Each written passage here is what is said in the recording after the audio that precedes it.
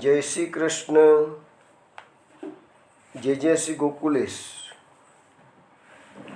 સત્સંગમાં ગયા અઠવાડિયે આપણે માટી ભક્ષણ લીલા વિશે વાત કરી રહ્યા હતા. હવે એ લીલાનું વિશેષ રસપાન કરીએ એ પહેલાં વિનોદા વ્રતચર્યાનું એક પદનું ગાન કરશે. હરિયસ ગાવત ચલી બ્રજ સુંદરી નદી યમુના કે તીર. હરિયસ ગાવત ચલી બ્રજ સુંદરી નદી યમુના કે તીર. લોચન લોલ બાહ જોટી કર શ્રવણની જલકત બીર.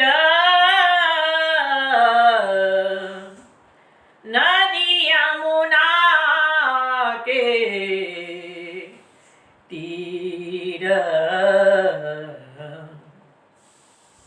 બેની શિથિલ ચારુ કાંધે પર કટી પર આંબર લાલ. હાથન લીએ ફૂलन की डालिया उर्मुक्ता मणि माला. नदी यमुना के तीर. जल प्रवेश કરી મજ્જન લાગી પ્રથમ હેમ કે માસ.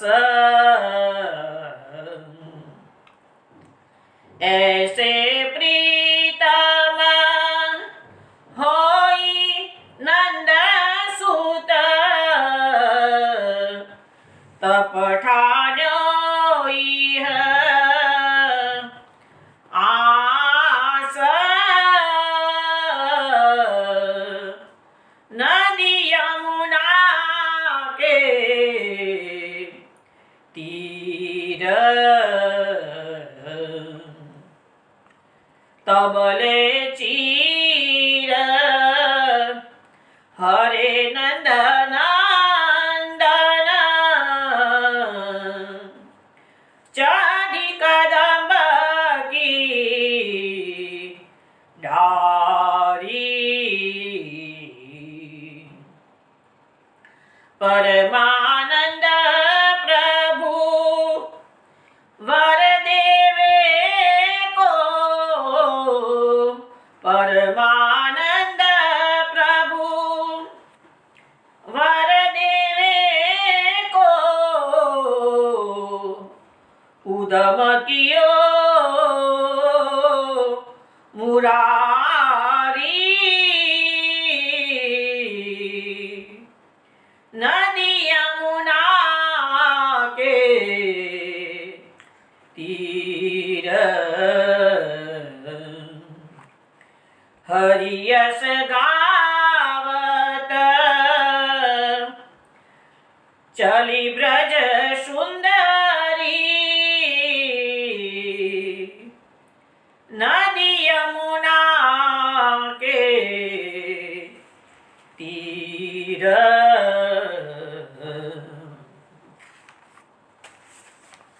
વૈષ્ણવ આ વ્રતચર્યાનું પદ આપે બિભાસ રાગમાં શ્રવણ કર્યું.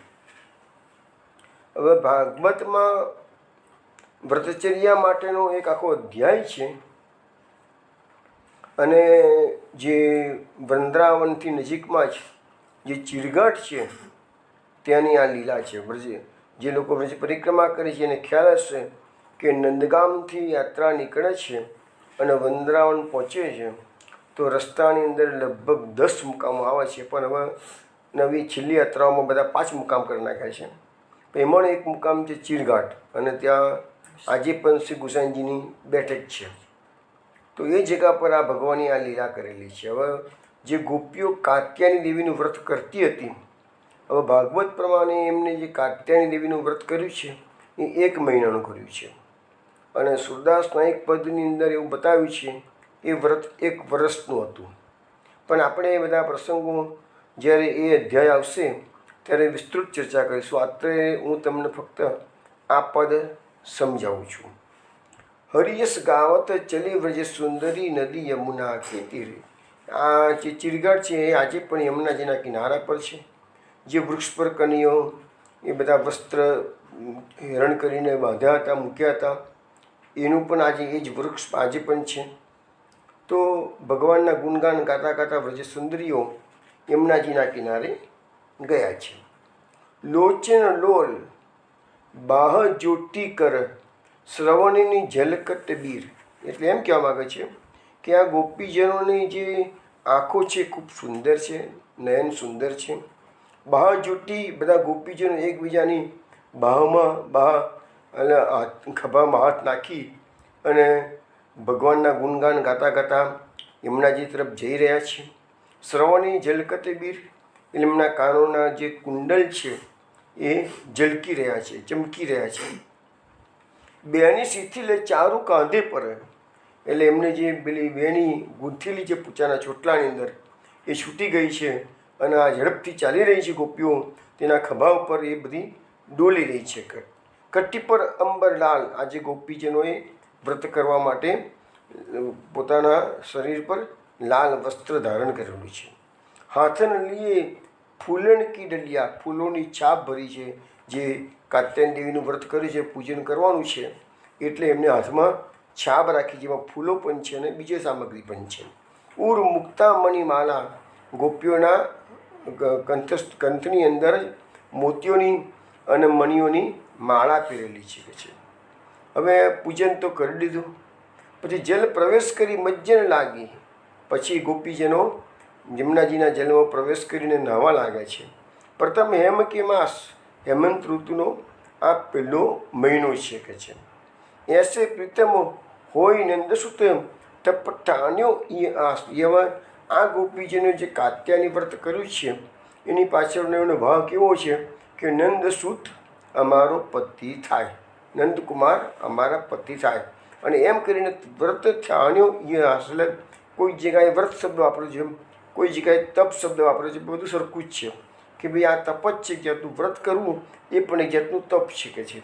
તો આ રીતે એમની એ આશાએ ગોપીજનોએ કાત્યાયની દેવીનું પૂજન કરીને 1 માસનું વ્રત કર્યું છે. તબલે ચીર હરે નંદન. હવે ભગવાન તો કેવા છે? અંતર્યામી છે, ભક્ત મનોરથ પૂરક છે. ખબર પડી ગઈ એમને કે આજે ગોપીજનોએ મારા માટે વ્રત કર્યું છે. ભગવાન એની આશા પૂર્ણ કરવા માટે આવ્યા છે અને જે કાંઠા ઉપર બધા વસ્ત્ર એ લોકો મૂકી અને જળમાં સ્નાન કરવા ગયા તો તબલે ચીર હરે નંદન, નંદકુમાર આવીને બધાના ચીર લઈ લીધા છે. ચઢી કદંબ કી ડાળી, અને કદમની ડાળ પર બધા વસ્ત્રો એમને મૂકી દીધા છે. પરમાનંદ પ્રભુ વર દેવે કો ઉદ્યમ કયો મુરારી. પરમાનંદાસજી કહે છે અમારા મુરારી ભગવાન કેવા છે? આ ગોપીજનોનું વ્રતનું જે ફળ આપવાનું છે એના માટે જ એમને આ ચીરહરણ લીલા કરેલી છે. એટલે હવે એનું ફળ શું છે વગેરે આપણે જે જશે એ અધ્યાય લઈશું તે વખતે એની વિશેષ ચર્ચા કરીશું. અત્યારે તો આપણે ખાલી આ પદ પૂરતું જ વાત કરેલી છે. હવે વૈષ્ણવ, આપણે લાસ્ટ ટાઈમ માટી ભક્ષણ લીલાની વાત કરતા હતા. દસમ સ્કંદમાં 8મો અધ્યાય, એની અંદર આપણે જોયું તો મહાપ્રભુજીએ એ અધ્યાયને 5 ભાગમાં વિભાજિત કર્યો છે. તો કયા કયા 5 ભાગ છે? નામ, રૂપ, જ્ઞાન, ભક્તિ અને ભાગ્ય. હવે આ 5 પ્રકરણથી અંતઃકરણની શુદ્ધિ થશે એવું આપણને મહાપ્રભુજી જણાવે છે. વૈષ્ણવો, અત્યારે આપણે ભાગવતના આધારે પુરુષોત્તમ સહસ્ત્રનામ, ત્રિવિધા નામાવલીના નામો કેવી રીતે પ્રકટ કર્યા એ જોઈ રહ્યા છીએ. સાથે સાથે કૃષ્ણની જે લીલાઓ છે એનું પણ આપણે રસપાન કરી રહ્યા છીએ. હવે એક વસ્તુ સમજવાની જરૂર છે કે જે કથા પક્ષ છે એ તો ભાગવતમાં આપેલો છે, અને એવરેજ વૈષ્ણવને તો, મોટાભાગના વૈષ્ણવને તો કથા પક્ષની ખબર હોય છે કે ભાઈ ભગવાને માટી ખાધી અને પછી જશોદાજી એમને ધમકી આપી એટલે મોડું ખોલ્યું ને મોડામાં વિશ્વના દર્શન થયા. આ એક સાધારણ કથા પક્ષ થયો. પરંતુ આપણે જાણીએ છીએ પુષ્ટિ માર્ગ મહાપ્રભુજીનો માર્ગ છે. મહાપ્રભુજીનું એક નામ છે શ્રી ભાગવત ગુડાર્થ પ્રકાશન પરાયણ. તો ભાગવતના જે ગૂઢ અર્થો છે એ મહાપ્રભુજી પ્રકટ કર્યા છે. તો આપણો મેઇન આશય સત્સંગનો શું છે કે કથા રસપાન તો કરીએ જ છે, પરંતુ કથાની સાથે સાથે મહાપ્રભુજીએ જે ગૂઢ અર્થો પ્રકટ કર્યા છે એ મારે તમને સમજાવવાનો પ્રયત્ન કરી રહ્યો છું. હવે આ પ્રકરણ, આ અધ્યાય 8મો અધ્યાય અત્યારે આપણે ઘણા વખતથી ચાલે છે. એમાં પહેલાં આપણે જે ગરગા છે, જે નામકરણ કર્યું, તો એમાંથી એ નામ પ્રકરણ થયું અને એનાથી અંતઃકરણની શુદ્ધિ થઈ. પછી બીજું જે માખણ ચોરી ઉદાહરણ બધી વાતો આપણે કરી દઈએ, એનાથી મહાપ્રભુજી કહે છે કે રૂપ પ્રકરણ થયું અને એનાથી પણ અંતઃકરણ, 5 રીતે અંતઃકરણની શુદ્ધિ કરવાની વાત મહાપ્રભુજી કરે છે. હવે ત્રીજું, આ જે માટી ખાવાની લીલા છે એ મહાપ્રભુજીના એંગલથી જોઈએ ને તો એ જ્ઞાન પ્રકરણ છે. હવે માટી ખાશે ભગવાન, જશોદાજી પાસે ફરિયાદ ગઈ, જશોદાજી ઉધડો લેશે, કનૈયો મોઢું ખુલશે, વિશ્વરૂપના દર્શન થશે. હવે એનાથી જશે એટલે માતાજીનું જ્ઞાન થશે, મહાત્મ્ય જ્ઞાન થશે, કૃષ્ણનું મહાત્મ્ય જ્ઞાન થશે, એટલે જ્ઞાન પ્રકરણ. પછી તરત જ વૈષ્ણવી માયાના આજ્ઞા ભગવાન કરશે એટલે માતાને પેલું જ્ઞાન વિસ્મૃત કરાવશે, એટલે માતાને પુત્રમાં સ્નેહ થશે. એ સ્નેહ થયો એટલે ભક્તિ પ્રકરણ થયું. અને એના પછી છેલ્લે આ જ અધ્યાયમાં, 8મા અધ્યાયમાં જ છેલ્લે પછી સુખદેવજી કે ભાઈ નંદ અને જશોદાનું આવું ભાગ્ય, આટલું બધું ભાગ્ય કે જગતનો નાથ એમના ખોળામાં ખેલે છે, તો કેમ? તો એનો પૂર્વજન્મ બતાવવામાં આવશે. તો એ ભાગ્ય પ્રકરણ થયું. તો મહાપ્રભુજી સમજાવે છે 5 રીતે અંતઃકરણની શુદ્ધિ થાય છે. હવે આપણે જ્ઞાન પ્રકરણ એટલે કે માટી ખાવાની જે લીલા છે એની ગઈ વખતે શરૂઆત આપણે કરી દીધી હતી.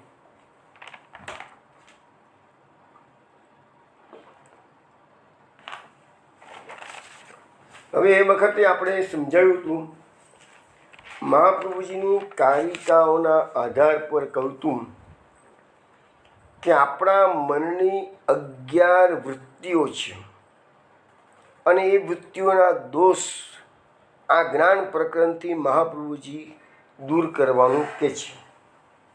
હવે એ 11 વૃત્તિઓના દોષો દૂર કરવા માટે શ્રીમદ ભાગવતમાં માટી ભક્ષણ લીલાના 11 શ્લોકો મૂકવામાં આવેલા છે. હવે એ 11 શ્લોકોમાંથી આપણે ગયા અઠવાડિયે 3 શ્લોકો શ્રવણ કર્યા હતા. ટૂંકામાં એ 3 શ્લોકો એકદમ ટૂંકામાં જોઈ લઈએ, પછી ચોથો શ્લોક આપણે લઈએ. એ 3 શ્લોકોમાંનો પહેલો શ્લોક હતો કે ભાઈ ગોપ બાળકો રમતા રમતા બ્રહ્માંડ ઘાટે ગયા છે, લાલાએ એકાંતમાં જઈને માટી ખાધી છે.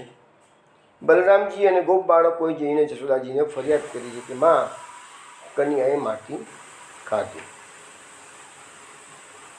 એટલે આટલો જે શ્લોક કીધો ને એમાં મહાપ્રભુજીએ એવું અર્થઘટન કર્યું છે કે ભક્તિ રસથી કૃતાર્થ કરવા માટે પોતાના ચરણારવિંદની પવિત્ર ભક્તિ રસયુક્ત માટી એ પેલા ગોપ બાળકો જે એમના ઉદરમાં પધરાવે છે પૂતનાના પ્રાણ ચૂસતી વખતે એને કૃતાર્થ કરવા માટે ભગવાને માટી ખાધી.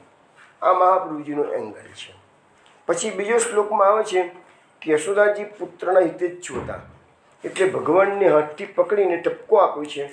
એટલે ભયભીત થઈને વાળા શ્રી કૃષ્ણને હવે યશોદામાં લડવા લાગ્યા છે. હવે અહીંયા આમાં શું થયું છે કે ભગવાનને ખાલી હાથ પકડ્યો છે, માર્યા નથી, બાંધ્યા નથી. મહાપ્રભુજી એના એંગલમાં સમજાવે છે આ શ્લોકના એંગલમાં કે પૂત નામના નરકમાંથી તારે એનું નામ પુત્ર.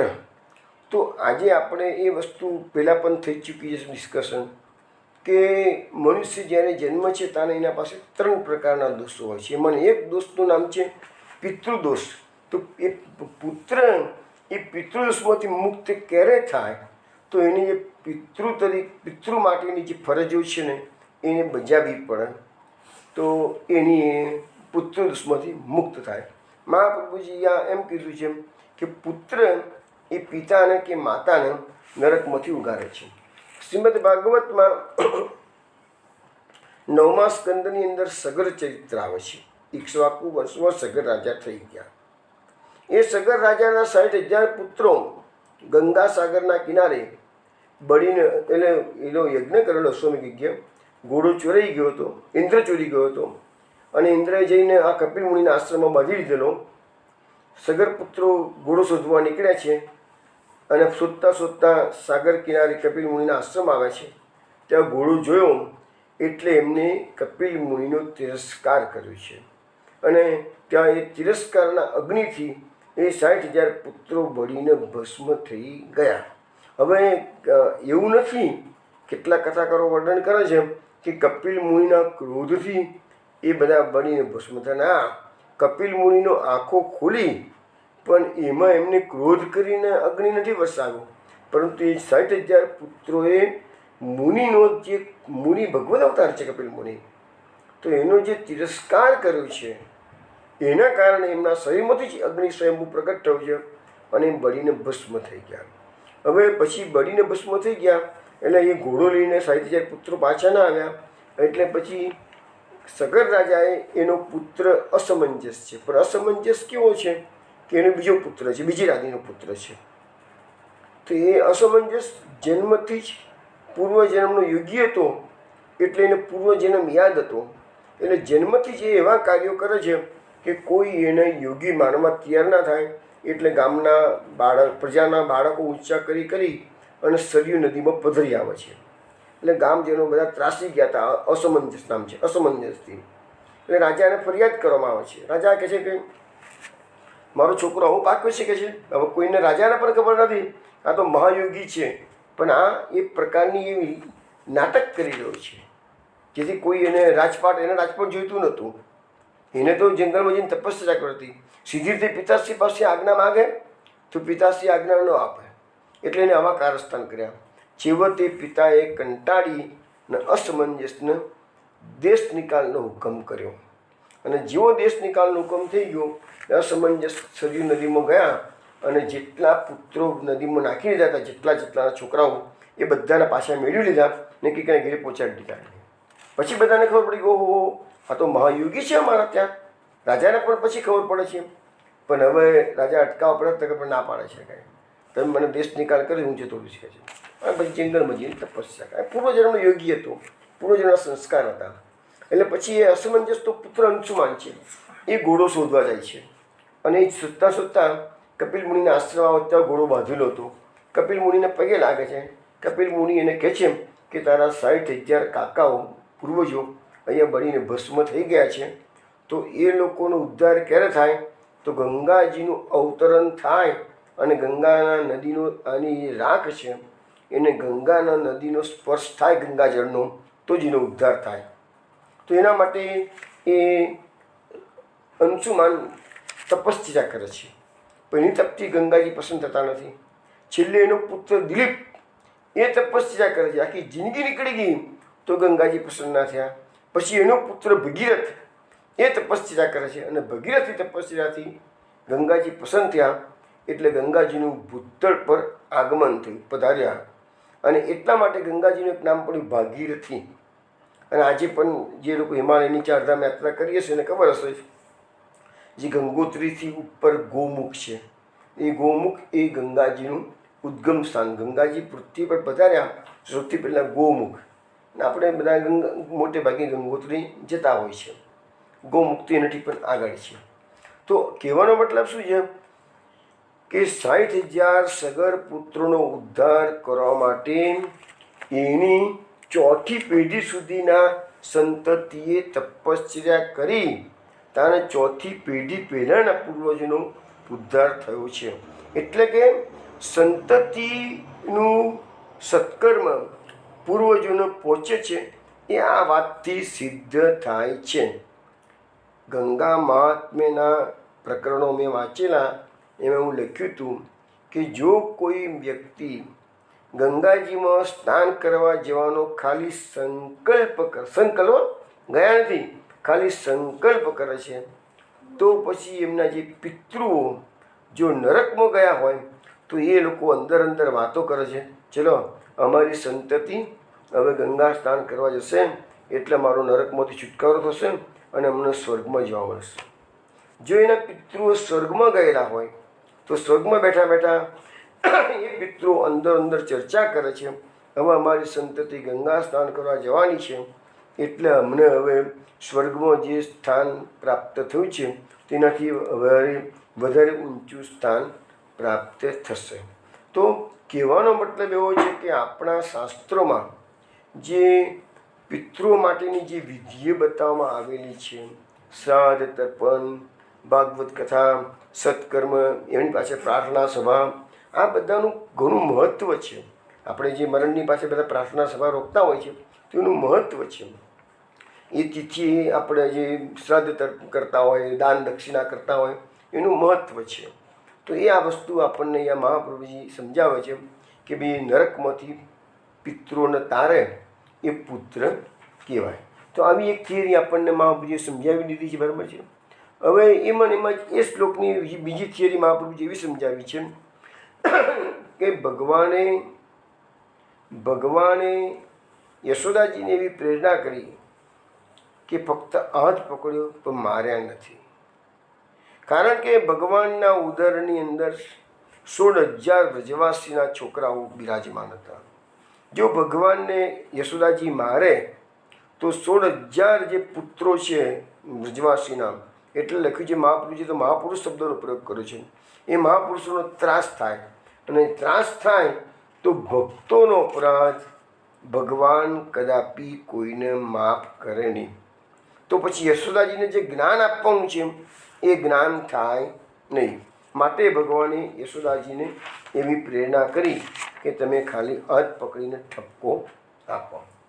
પછી યશોદાજીએ ઠપકો આપતા કૃષ્ણને કહ્યું કે હે અસંયમી અંતકરણવાળા, તે એકાંતમાં જઈને માટી કેમ ખાધી? તારા સખાઓ અને મોટાભાઈ બલરામ કહે છે કે તે માટી ખાધી છે. એ શ્લોક પણ આપણે ગયા વખતે જોયો હતો. એની ટૂંકામાં વિવેચન કરતા મહાપ્રભુજી આપણને કહે છે કે ભગવાને એકાંતમાં જઈને માટી એટલા માટે ખાધી કે પોતાની અંદર રહેલા બાળકોને બહાર પ્રકટ કર્યા અને પોતાના ચરણારવિંદની રસયુક્ત એ ભક્તિ રસની જે માટી છે એ પેલા બાળકોને ખવડાવી. એ ગોપ બાળકો કે બલરામજીને એ લીલાની ખબર પડી નથી.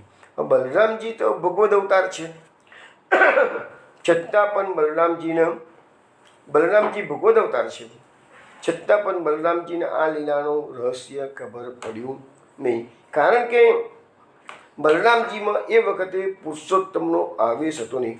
ભગવાન જ્યારે બલરામજી પાસે કોઈક લીલા કરાવવા માગે તે વખતે બલરામજીમાં પુરુષોત્તમનો આવેશ પહેલાં મૂકી દે, પછી જ બલરામજીમાં એ સામર્થ્ય. ભલે બલરામજી ભગવદ અવતાર છે તો પણ એમને કૃષ્ણની ઘણી લીલાઓ આપણે જોઈશું, તમે કહીશું તો બલરામજીને ખ્યાલ આવતો નથી.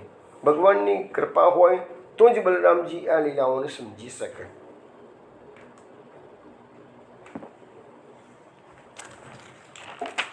એ પણ મહાપ્રભુજીની એક કાનિકામાં સમજાવ્યું છે બલરામજીના આવેશ હતો નહીં એના આધારે. આ બધું ભાગવતમાં નથી, આ બધું સુબોધનજીના આધારે મેં તમને કીધું. હવે આપણે આ વાત કરી એ બધી લગભગ ગયા વખત આવી ગઈ હતી, એ જ વાતો થઈ ગઈ છે. હવે નવેસરથી આગળ છીએ. હવે આ માતી ભક્ષણનો જે ચોથો શ્લોક છે એમાં ભગવાન જશોદાજીને જવાબ આપે છે. શું જવાબ આપે છે? નહમ ભક્ષિતવાન અંબ સર્વે મિથ્યા વિશંસિનઃ યદિ સત્ય ગિરસ્તરી સમક્ષમ પશ્ચમે મુખમ. શ્રી કૃષ્ણ ભગવાન કહે છે કે અંબા, એ માં, મેં માટી ખાધી નથી. આ બધા ખોટું બોલે છે. તને એમ લાગતું હોય કે તે સાચું બોલે છે તો એક કામ કર, તું મારું મોઢું જોઈ લે છે. હવે વૈષ્ણવો તમે જુઓ, ગોપ બાળકો બલરામજી કે છે કૃષ્ણે માટી ખાધી છે, કૃષ્ણ કે છે માટી મેં ખાધી નથી. હવે આપણે એનું નિરાકરણ લાવવાનું છે. કોણ સાચું, કોણ ખોટું? હું તમને અત્યારે બંને પક્ષો વન બાય વન રજૂ કરું છું. પહેલો પક્ષ આપણે લઈએ કે ભગવાને માટી ખાધી છે. તો ભગવાને માટી ખાધી છે તો કેમ ખાધી છે એના થોડાક કારણો આપણા કથાકારો જે આપ્યા છે, મહાપુરુષો આપે છે, એ કારણો થોડું આપણે રસપાન કરીએ. પછી તમને મહાપ્રભુજીનો પણ એંગલ આપીશ કે ભગવાને માટી ખાધી નથી. બંને પ્રકારના કારણો મહાપુરુષોએ પ્રકટ કરેલા છે. ખાધી પણ છે, ખાધી નથી પણ કરી. તો ખાધી છે, પહેલાં હું તમને ખાધી છે તેના કારણો સમજાવવા પ્રયત્ન કરું છું. પહેલાં આપણે જાણીએ છીએ કે ભગવાને મનમાં વિચાર કર્યો કે ભગવાનના ચરણોમાં તો તુલસી રહે છે, તો તુલસીની ગંધથી ભગવાનના બંને ચરણો આ વ્રજમંડળમાં ખુલ્લા ચરણારવિંદે ભગવાન ભ્રમણ કરે છે. તો એ તુલસીની જે ગંધ છે એ ભગવાનના ચરણોની રજમાં પહોંચી ગઈ. હવે મોટા મોટા યોગીજનો, બ્રહ્મા, મહાદેવ, પશુ પક્ષીઓ, ભમરા, આવા બધા આ વ્રજની રજને મોઢામાં મૂકી અને શરીર પર ચોપડે છે. વ્રજરજનું મહત્વ છે ને, મોઢામાં બી મૂકે છે અને યાત્રા કરતાં કરતાં બધા વૈષ્ણવો પોતાના શરીર પર વ્રજરજ લગાવે છે. એને કેટલો બધો આનંદ મળે છે. તો ભગવાને વિચાર કર્યો કે યમુનાજીની માટીમાં આ વ્રજરજમાં કેટલો સ્વાદ છે. તે સ્વાદને સમજવા માટે ભગવાને માટી મોઢામાં મૂકી. આ પહેલું કારણ આપ્યું. હવે બીજું કારણ આપ્યું કે યશોદાજીએ ભગવાનને ઠપકો આપ્યો ને કહ્યું, તો ભગવાન કહે છે કે માં, હું નાનો હતો ને ત્યારે મેં પોતાના સ્તનપાન કરીને ઝેર પીધેલું કે છે, એટલે મારું મોઢું કડવું થઈ ગયું છે મિયા કે છે. માટે હું જ્યારે ગોપીઓ જે નાની ઘરે માખણ ચોરી કરવા જતો હતો ને ત્યારે દૂધ કે માખણનો મને સ્વાદ આવતો જ નહોતો કડવાશના કારણે કે છે. એટલે યમુનાજીના કાંઠાની માટી બહુ કોમળ છે, એટલે એ માટી મેં મોઢામાં ચારે બાજુ ફેરવીને મોઢું મારું સાફ કર્યું અને એટલે મેં માટી ખાધી છે કે છે. બીજું કોઈ કારણ હતું નહીં. હવે મને દૂધ, દહીં, માખણ ખાઈશ ને તો એનો સ્વાદ આવશે. આ બીજું કારણ રજૂ કર્યું. ત્રીજું કારણ એમ કહે છે કે શ્રી યમુનાજીનું પ્રાકટ્ય ગોલોકધામમાં શ્રી પુરુષોત્તમે શ્રી ગોપીજનો સાથે રાસ કર્યો તો તેના રસમાંથી ઉત્પન્ન થયું. ભગવાનની ડાબા ખભામાંથી શ્રી યમુનાજીનું પ્રાકટ્ય છે. અને આપણે યમુનાષ્ટકમાં પણ મહાપ્રભુજી કીધું છે, સ્મરશ્રમ જલાનુભી સકલ ગાત્ર જય સંગમ.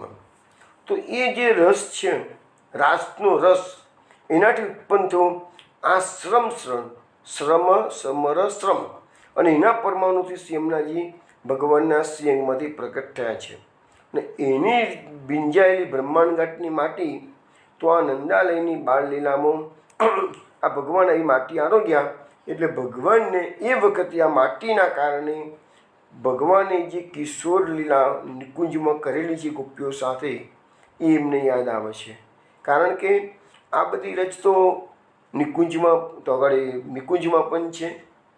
અને ત્યાં કહે છે કે કોઈ પણ જગ્યાએ યમુનાજીની જે વાલુકાઓ છે ત્યાં પણ આ બધી રચ છે. તો આ લીલાઓનું હૃદયમાં ભગવાનને સતત સ્મરણ રહે માટે માટી ભક્ષણ કર્યું છે. ચોથો ભાવ એવો છે કે ભગવાનના પરમ ભક્તો એટલે કે આ બધા ગોવાળિયાઓ ભગવાનની સાથે સાથે ગૌચારણ લીલા કરે છે. તો ભગવાનની ચરણ રજની સાથે સાથે ભગવાનના ભક્તોની પણ ચરણ રજ છે, એનું પણ ઘણું જ મોટું મહત્ત્વ છે.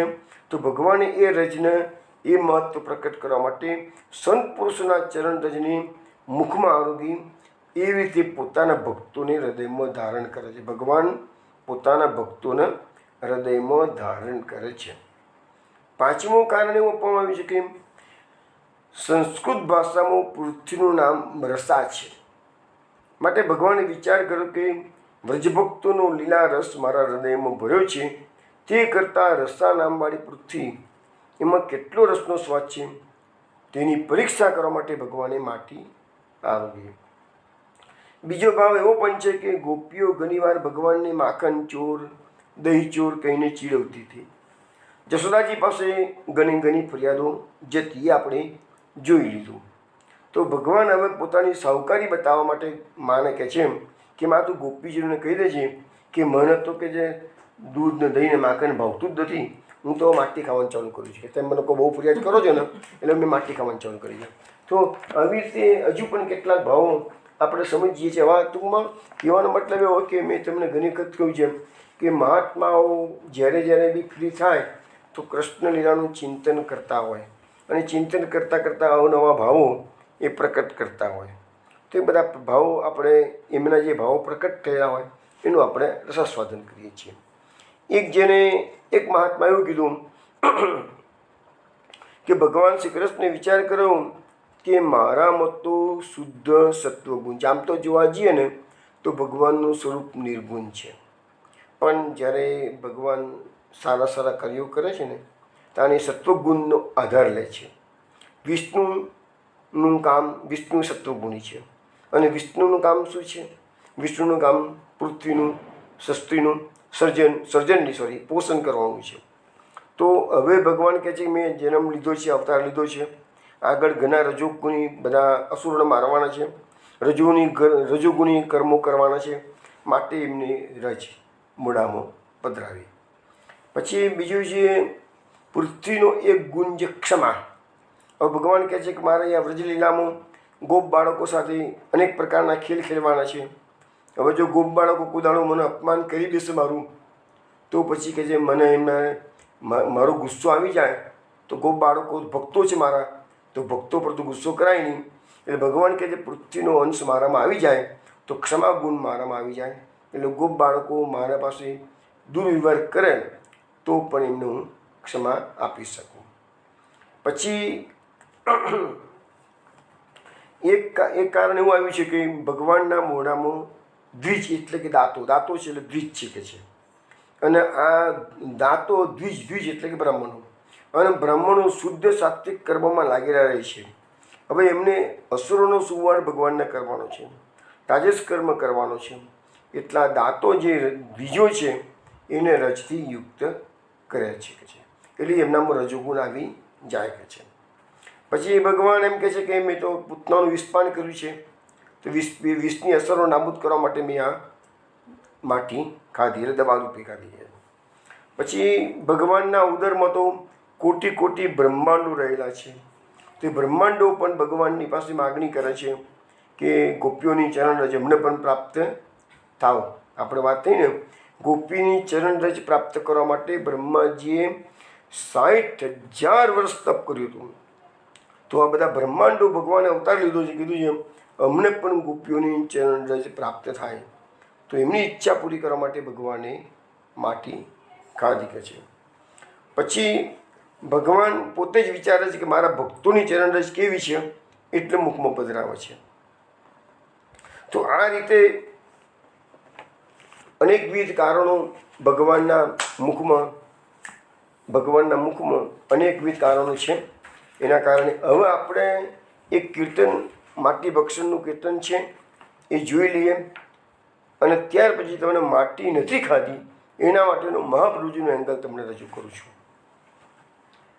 મો દેખત જસુમતી તેરે ટોટા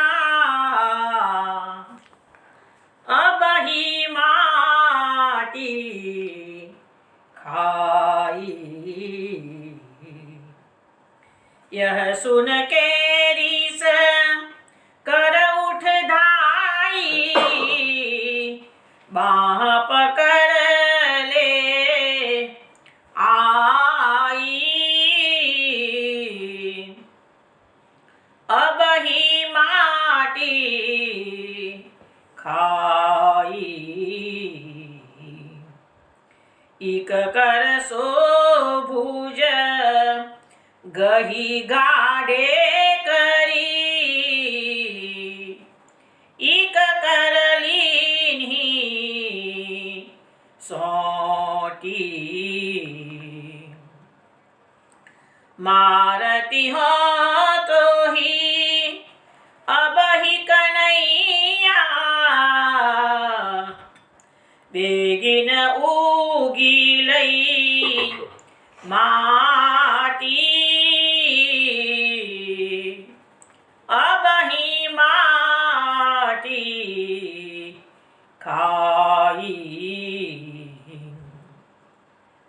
ब्रजलरिका सब तेरे आगे, झूठी कहत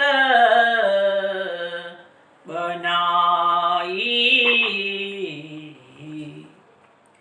मेरे कहे नहीं तू मानती,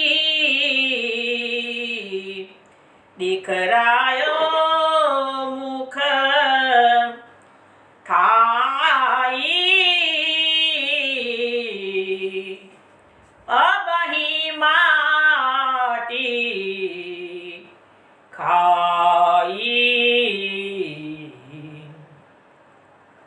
अखिल ब्रह्मांड खंड की महिमा, दिखराई मुख माई। सिंधु सुमेरु नदी वन पर्वत, चकित भई मन चाई। अब ही माटी खाई। करते सोटी गिरत न जानी, भुजा छोड़ी अकुलानी। सूर कहे जसुमति मुख मुंदो, बली गई सारंग पानी। अब ही माटी खाई। मुँह देखत जसुमति तेरे ढोटा, अब ही माटी खाई।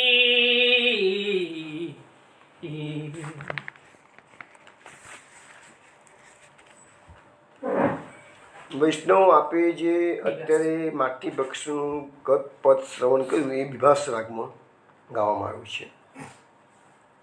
આ પદ સુરદાસજી એમ કહે છે કે મો દેખત જસુમતી તેરે ધોટા અબહી માટી ખાઈ. ગોપ બાળકો આવીને જસોદાજીને ફરિયાદ કરે છે કે જસોદા મૈયા તારા છોકરાએ હમણાં જ માટી ખાધી છે. યહ સુન કે રિસ્ક ઉઠ લાઈ બાહ પકડ લે આવી. આ સાંભળી જશોદા માતાને રીસ ચડી છે અને કનૈયાનો હાથ પકડ્યો, બાહ પકડી છે. એક કરસો ભુજ ગઈ ગાઢે કરી એક કરે લીનહી સાટી.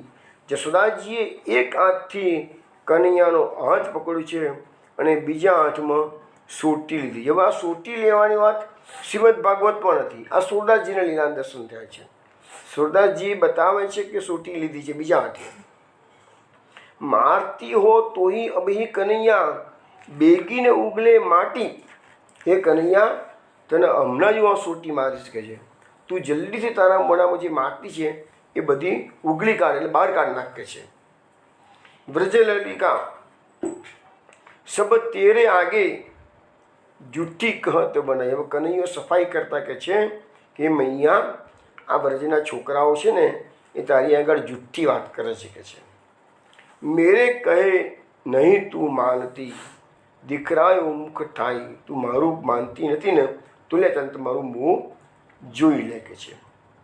એટલે એમ કહીને કનૈયાએ મોઢું ખોલ્યું. અખિલ બ્રહ્માંડ ખંડ કી મહિમા દીકરાઈ મુખ માઈ. ભગવાનના મુખમાં જશોદા માતાએ સમગ્ર બ્રહ્માંડના અખંડ કી મહિમા અનેક ભાગોનું મહાત્મ્ય જોયું છે. શું શું જોયું? સિંધુ સુમેરી નદી વન પર્વત ચકિત ભઈ મન ચાઈ. સિંધુ એટલે સમુદ્ર જોયો, સુમેરુ પર્વત જોયો, નદીઓ જોઈ, વન જોયા, બીજા પર્વતો જોયા. આ બધું જોઈને મન જશોદામાં ચકિત થઈ ગયા, મન ચક્રાવે ચડ્યું છે. કરતે સોટી ગિરત નહીં જાણી. હવે આ બધું એવું થઈ ગયું, જશોદાજીને ખબર જ ના પડી. હાથમાંની સોટી હતી એ નીચે પડી ગઈ. ભુજા છોડી અકુલાની. કનૈયાનો એક હાથથી સોટી પકડી હતી, સોટી નીચે પડી ગઈ. બીજા હાથથી કનૈયાની ભુજા પકડી હતી, એ હાથ પણ છૂટો થઈ ગયો ભગવાને, એટલે કનૈયાનો હાથ છોડી દીધો અને અકળાવા માંડ્યા જશોદાજી. આ શું કહે છે? હું શું જોઈ રહી છું કે છે? સૂર કહે જસુમતી મુખ મૂંદો, બળી ગઈ સારંગ પાણી. જશોદામાજી કહે છે, જશોદાજી આ જોઈને મોઢું ફેરવી લીધું અને સારંગ પાણી એટલે કનૈયાને પર વારી ગયા છે. વારે કનૈયા તારી લીલા અદ્ભુત છે કે છે. હવે એ આ પદ સુરદાસજીનું શ્રવણ કર્યું. હવે આપણે થોડી વાર પહેલાં ભગવાને માટી ખાધી છે એની ફરિયાદો કરી છે. ગોપ બાળકોએ માટી કેમ ખાધી એના અનેકવિધ કારણો આપણને બતાવવામાં આવે છે. હવે મહાપ્રભુજીનું એંગલ આપણે જોવાનો પ્રયત્ન કરીએ. શ્લોકમાં એવું કે છે, શ્રી કૃષ્ણ ભગવાને જશોદા માતાને કીધું કે નામ ભક્ષિતવાન અંબ સર્વે મિથ્યાભિશંસિન યદિ સત્ય ગિરસ્તર્હિ સમક્ષમ પશ્ય મે મુકમ.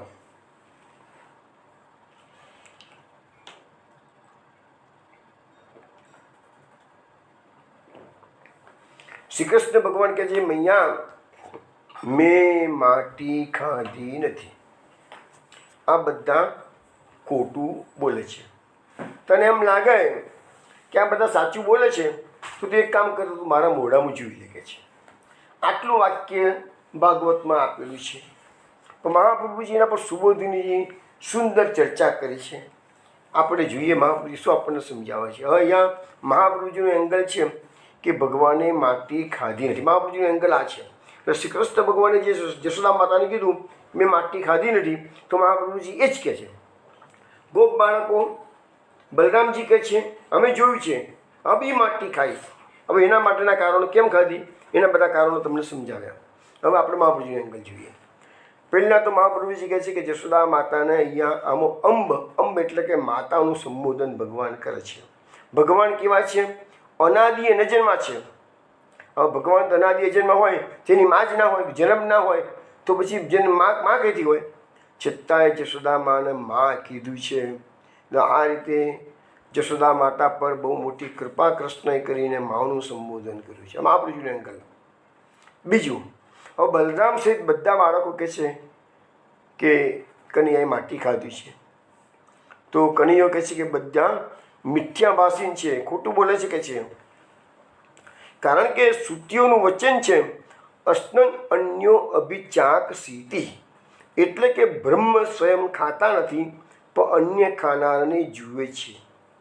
ભગવાન અહીં પોતાનું બ્રહ્મરૂપ બતાવતા કહે છે કે જેમ જીવ રૂપે ખાય છે, ભગવાન પોતે જ જીવ રૂપે ખાય છે અને ઈશ્વર રૂપે બધું જુએ છે, એમ હું અહીંયા સાક્ષી રૂપે જોઉં છું અને ખાનાર તો મારામાં રહેલા બાળકો છે.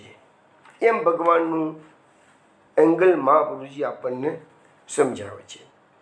તેથી મહાપ્રભુજી આગળ કહે છે કે તેથી જેઓ બ્રહ્મને ભોગતા માને છે તેઓ બધા મિથ્યાભાસી છે. એટલે બ્રહ્મ છે ને એ ક્યારેક કશું ખાય નહીં. એટલે જે એમ કે બ્રહ્મ ખાધું તે મિથ્યાભાસી છે કે છે. એટલે પેલા બાળકો અને બલરામજી અને અહીંયા મિથ્યાભાસી બતાવવામાં આવે છે. હવે આગળ મહાપ્રભુજી કહે છે કે ઉપાસના વગેરે માર્ગોમાં જે ભગવાનને નૈવેદ્ય ધરાવવામાં આવે છે, તમે જુઓ બીજા સંપ્રદાયોમાં બધી જગ્યાએ ભગવાનને નૈવેદ્ય આવે. આપણે ભોગ કહીએ, એ લોકો મર્યાદા માર્ગમાં નૈવેદ્ય કહે. તો ધર્મ છે તે માત્ર નિવેદન કરવાથી જ ભગવાનને આનંદ આપનારું છે. હવે આપણે મહાપ્રભુજી ગીતાનો શ્લોક યાદ કરાવે છે. ગીતાની અંદર ભગવાને 9મા અધ્યાયમાં એમ કીધું છે, પત્રમ પુષ્પમ ફલમ તોયમ યો મે ભક્ત્યા પ્રયચ્છતિ તદમ ભક્તિપ્રતમ અસ્નામી પ્રતાત્મન. ભગવાન એમ કહે છે ગીતામાં, જે કોઈ ભક્ત મને પ્રેમથી પત્ર, પુષ્પ, ફળ, જળ વગેરે અર્પણ કરે છે, એ નિષ્કામ પ્રેમી ભક્તનું પ્રેમપૂર્વક અર્પેલું તે હું સગુણ રૂપે ઘણા પ્રેમથી આરોગું છું. જો એક બાજુ કહે છે કે બ્રહ્મ કશું ખાય નહીં, આરોગ્ય નહીં, બરાબર છે. હવે અહીંયા ભગવાન પોતે જ ગીતામાં અર્જુનને કહે છે કે મારા ભક્તો મને પ્રેમથી આપો તો હું ખાઉં છું કે છે. તો આવો વિરોધાભાસ કેમ? હવે તમને ખબર છે ને ભગવાન કેવા છે? વિરુદ્ધ ધર્માશ્રયી છે. બંને પ્રકારની ભગવાને માટી ખાધી જ પણ છે અને ભગવાને માટી ખાધી નથી. બંને એંગલ છે. બંને એંગલ આપણે જોવાના છે. મહાપ્રભુજી કહે છે કે ગીતાજીનો આ જે વાક્ય છે એનાથી આપણી થિયરીમાં કોઈ વિરોધ થતો નથી. એને સમજાવતા મહાપ્રભુજી કહે છે કે આ શ્લોકમાં મહાપ્રભુજી એમ કહે છે કે એવું સમજાવ્યું છે ભગવાને કે અરણ્યમાં એટલે જંગલમાંથી ઉત્પન્ન થતા પત્ર, પુષ્પ, ફળ વગેરે અલ્ટિમેટલી અરણ્યમાં ઉત્પન્ન થાય. ભલે આપણા ઘરના વાડામાં, કુંડામાં ઉત્પન્ન થતું હોય, પણ એ બધી વસ્તુનું ભોજન તો અલ્ટિમેટલી ભગવાનના અંતઃકરણ, અંતઃસ્થિત જે બાળકો છે એને શુદ્ધ પદાર્થોથી સંબંધ કરાવી ભગવાન એમને કૃતાર્થ કરે છે. એટલે ભક્તને એવું લાગે કે મારું આપેલું આરોગ્ય છે, પણ ભગવાન એની અંદરના જે બાળકો છે એને આરોગ્ય આવી લે છે. એવું એ કહે છે. હવે સવાલ આવ્યો, બ્રહ્મ ભોજન કરતા નથી, ભગવાન ભોજન કરતા નથી. તો મહાપ્રભુજી કહે એ જે એંગલ છે ને એ ભક્તિ માર્ગનો નથી પણ જ્ઞાન માર્ગનો છે. જ્ઞાન માર્ગ જુદો, ભક્તિ માર્ગ જુદો છે. પુષ્ટિ માર્ગમાં ભગવાન ભોજન કરતા નથી એવો અર્થ થઈ શકે જ નહીં. કારણ કે પુષ્ટિ માર્ગમાં તો બધા જ ભક્તો અનેક પ્રકારના ભોગો આવે છે. અમનું એકાદશી ગઈ, રાત્રે 4 ભોગ આવે, જન્માષ્ટમી વખતે 4 ભોગ આવે છે. તો આપણા ભગવાન તો રાગ, ભોગ અને શૃંગારવાળી આપણી સેવા છે. એટલે પુષ્ટિ માર્ગમાં તો ભગવાન આરોગ્ય છે, એ વાત ચોક્કસ છે. તો પુષ્ટિ માર્ગમાં ભક્તિથી ભક્તો જે સમર્પણ કરે છે તેનું પુરુષોત્તમ ભગવાન લીલા કરેલી ન્યાયથી લોકની રીતે ભક્ષણ કરે છે. પરંતુ તેનું પ્રયોજન શું છે? ભગવાનનું પોતાની અંદર રહેલા ભક્તો એટલે કે બ્રહ્માંડ, ભગવાનના ઉદરમાં બ્રહ્માંડ છે એ બધાને કૃતાર્થ કરે છે. અને પોતાની તૃપ્તિ નથી. હવે એનું આયોજન ભગવાનને પોતાને તૃપ્ત થવાની નથી, ભગવાનને પોતાને ભોજનની જરૂર નથી. પણ ભક્તિ માર્ગમાં ભગવાન ભોજન કેમ કરે છે? તો એ પોતાના ભક્તોને આનંદ આપવા માટે. લાગે ભક્ત કે મારું પ્રેમથી આપેલું મારા પ્રભુ આરોગ્ય છે, માટે ભગવાન એ ભક્તના સંતોષ ખાતર એ ભોજન કરે છે. પછી પુષ્ટિ માર્ગમાં તો સ્વરૂપની મર્યાદાનું પણ ઉલ્લંઘન કરાવવું. આ પુષ્ટિ માર્ગ કેવો છે કે લૌકિક વૈદિકથી ઉપરનો માર્ગ છે. એટલે આપણી જે વૈદિક પદ્ધતિ છે એ બધી પુષ્ટિ માર્ગમાં એપ્લિકેબલ નથી.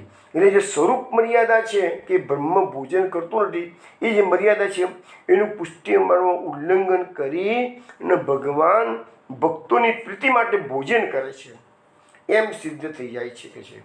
પુષ્ટિ માર્ગનો મહિમા અહીંયા સર્વ પ્રમાણોથી પર છે. પુષ્ટિ માર્ગ આ સર્વ પ્રમાણો છે, લૌકિક વૈદિકના જેટલા પ્રમાણો છે એ બધાથી પર છે કે છે. કારણ કે આપણો માર્ગ કયો છે? પ્રીતમ પ્રીત હિ તે પૈયે. તમે પ્રેમથી ભગવાનને જે અર્પણ કરો છો એ ભગવાન આરોગ્ય છે. પદ્મનાભ દાસના છોલા પણ આરોગ્ય છે.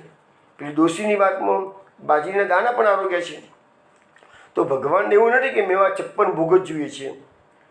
દુર્યોધન કો મેવા તાક્યું સાગ વિદુરગર ખાઈએ કે ને સબદે ઊંચી પ્રેમ છે કે આપણે ગાઈએ છીએ ને, તો દુર્યોધન કો મેવા તાક્યું, દુર્યોધનનો 56 ભોગ ત્યાગ કરી ને વિદુરના ઘેરે ભગવાન ભાજી આરોગવા ગયા છે. અરે પેલી વિદુરાણીએ છિલકા ખવડાયા અને ગર્ભ કેળાનો રાખી દીધો છે, એ ભગવાન પ્રેમથી આરોગ્યા છે.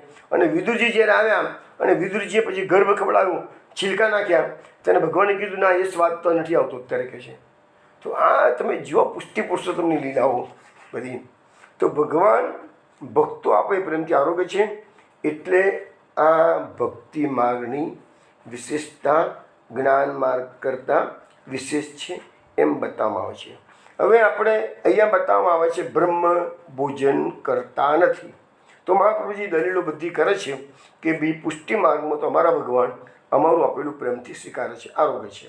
હવે આગળ દલીલમાં મહાપ્રભુજી કહે છે કે શ્રીમદ ભાગવતમાં જેવા બે, આમ તો અનેક એક્ઝામ્પલ છે, અત્યારે 2 એક્ઝામ્પલ આપે છે કે ભાઈ ગોવર્ધન લીલાનું એક્ઝામ્પલ અને વિપ્ર પત્નીનું એક્ઝામ્પલ છે.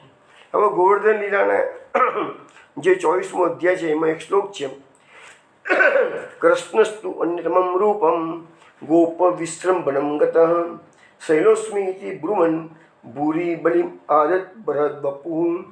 એટલે કે ભગવાન શ્રી કૃષ્ણ ગોપોમાં વિશ્વાસ ઉત્પન્ન કરવા માટે ગિરિરાજજી પર એક બીજું વિશાળ શરીર ધારણ કર્યું. ભગવાને પોતાનું એક સ્વરૂપ ગિરિરાજજીમાં પધરાવ્યું અને પછી પ્રગટ થયા પોતે અને હું શૈલોસ્મ્યહમ, હું જ ગિરિરાજજી છું એમ કરીને ભગવાન બધી સામગ્રી આરોગવા લાગ્યા. જો વિચાર કરો, ભાગવતમાં જ લખેલું છે કે ભગવાને જે વ્રજવાસીઓએ જે અન્નકૂટની સામગ્રી ભોગ ધરી છે એ ભગવાન આરોગ્યા છે.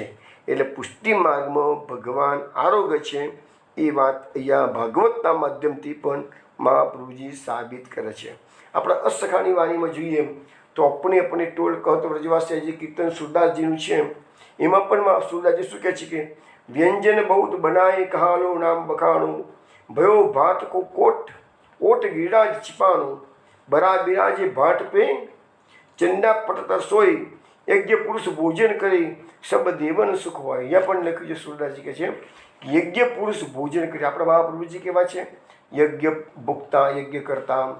તો ભગવાન પણ યજ્ઞના ભોગતા છે. આ દુનિયામાં જેટલા યજ્ઞો થાય છે એ બધા યજ્ઞોમાં ભલે દેવોને આહુતિ આપવામાં આવે છે, પણ સર્વ દેવો નમસ્કાર કે સ્વમ પ્રતિગચ્છતિ. એ હિસાબે તમે ગમે તે યજ્ઞ, ગમે તે પૂજા કરો, ગમે તે અર્પણ કરો, પણ છેવટે તો એ બધું કૃષ્ણને જ પહોંચે છે. યજ્ઞ પુરુષ ભગવાન છે.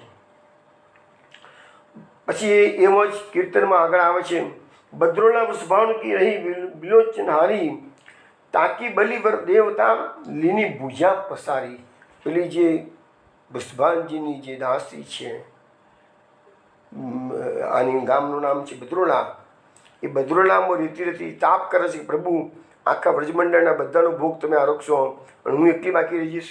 તો શ્રી કૃષ્ણ ભગવાને બદ્રોલા ગામની સખી છે ત્યાં સુધી પોતાની ભૂજા પસારી છે અને એનો ભોગ આરોગ્યા છે. એટલે ભગવાન ભોગતા છે, એ વસ્તુ પૂરવાર થાય છે. કારણ એ કૃષ્ણ કોણ છે?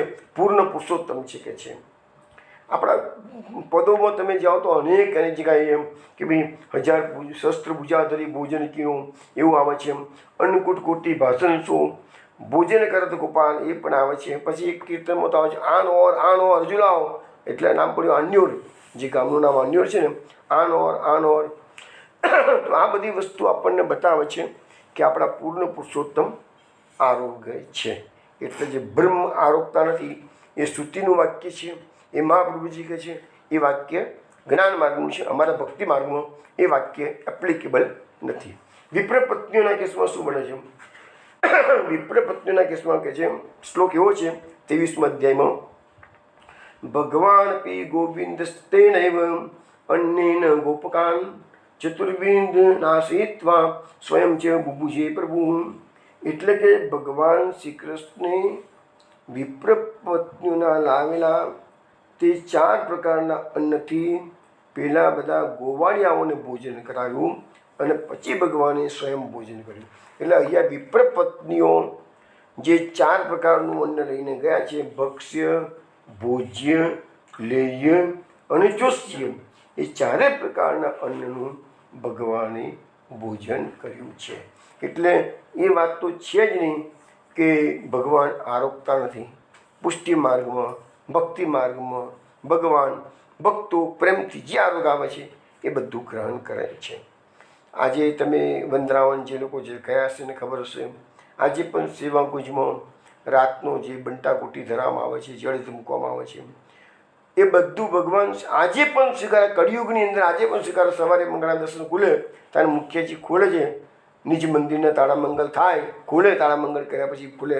સવારે રાત્રે તાળામંગલ કર્યા હોય, સવારે ખોલે તો બંટાકુટી ખવાઈ ગયેલી હોય છે, જળ પીવાઈ ગયેલું હોય છે, દાંતન ચવાઈ ગયેલું હોય છે, પાનના બીડા ખવાઈ ગયેલા હોય છે. તો ભગવાન આરોગ્ય છે એ આજે પણ કળિયુગમાં પણ આજે ભગવાન પ્રેમથી આરો. અને એવા આપણા પુષ્ટિ માર્ગમાં પણ અનેક 84 વૈષ્ણવ 252 ભગવતીની વાર્તામાં અનેક એવા પ્રસંગો આવે છે કે ભગવાન ભાવથી આરોગ્ય છે. હવે આગળ આપણને કહીએ ભગવાન કેવા છે? વિરુદ્ધ ધર્માશ્રય છે. રાસ પંચાયતની અંદર જે લોકો અભ્યાસ કર્યો છે અમને ખબર હશે કે ભગવાન માટે એક શબ્દ વાપરો છે, આત્મારામ. આત્મારામ એટલે પોતાની અંદર જ રમણ કરીને આનંદ પામે ભગવાન. ભગવાન આત્મારામ છે. છતાંય ભગવાન ગોપીજનોને આનંદ આપવા માટે ગોપીજનો સાથે રાસ રમણ કરેલું છે. અને એ એટલે આત્મારામ હોવા છતાં પણ બહાર ગોપીજનોને રમણ કરીને આનંદ પમાડે છે. એટલે ભગવાનનું એક નામ પડ્યું છે રાધા રમણ. આજે પણ વૃંદાવનમાં એ રાધા રમણનું મંદિર છે જે ગોપાલ ભટ્ટ ગોસ્વામીના માટે બિરાજતા હતા એ જ.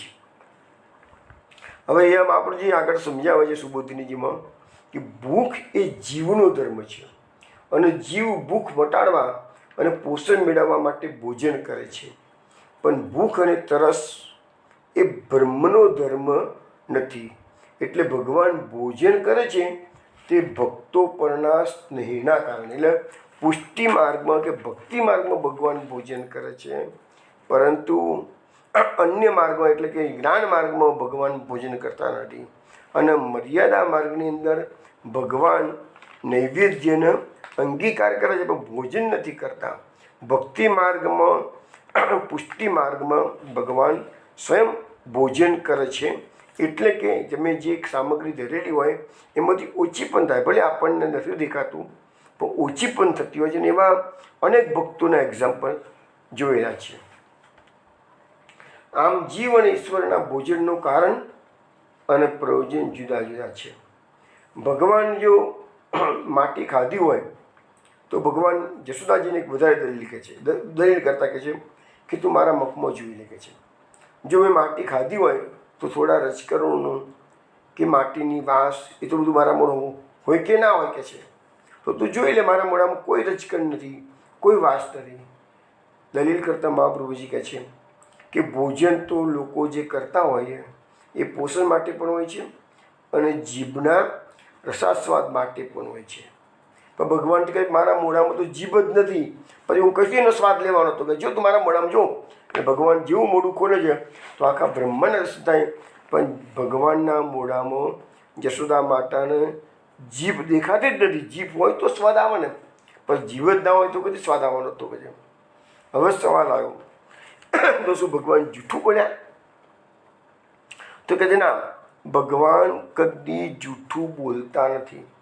દેવો જ્યારે ભગવાનની સ્તુતિ કરવા માટે કારાગૃહમાં આવે છે ત્યારે ગર્ભ સ્તુતિ કરતા દેવો પણ કહે છે સત્યવ્રતમ સત્યપરમ સત્યમ સત્યસ્ય યોનિમ નિહિતમ ચ સત્યમ સત્યસ્ય સત્યમૃત સત્યનેત્રમ સત્યાત્મકમ ત્વામ શરણમ પ્રપન્ના. ભગવાનનું સ્વરૂપ કેવું છે?